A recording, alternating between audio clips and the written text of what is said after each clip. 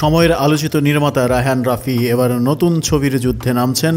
নতুন ছবি নিয়ে উচ্ছ্বাসও তার মধ্যে। সেই ছবি নিয়ে তিনি আগের সব ছবির রেকর্ড ভাঙতে চান, এমনটাও মনে করছেন।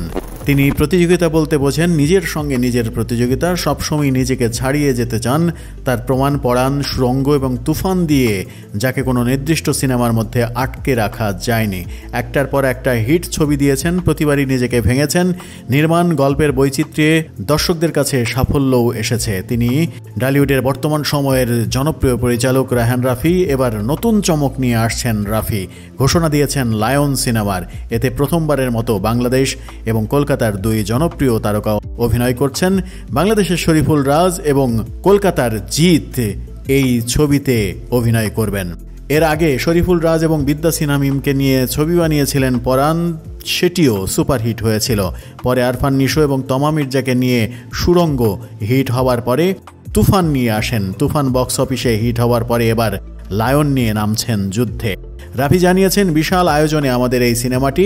এমন একটি গল্প নিয়ে কাজ করছি যা দেশের দর্শক আগে দেখেনি। এটি নানা বৈচিত্র্যের থ্রিলার সিনেমা। ওপার বাংলার জনপ্রিয় অভিনেতা জিৎ নতুনভাবে পর্দায় আসছেন। বাংলাদেশ থেকে শরীফুল রাজের সঙ্গে চরিত্রেও চমক রয়েছে। আগের অভিজ্ঞতা থেকে আমরা বলবো, আমার পরাণ, সুড়ঙ্গ, তুফানের চেয়েও লায়ন এক বেশি আলোচিত হবে।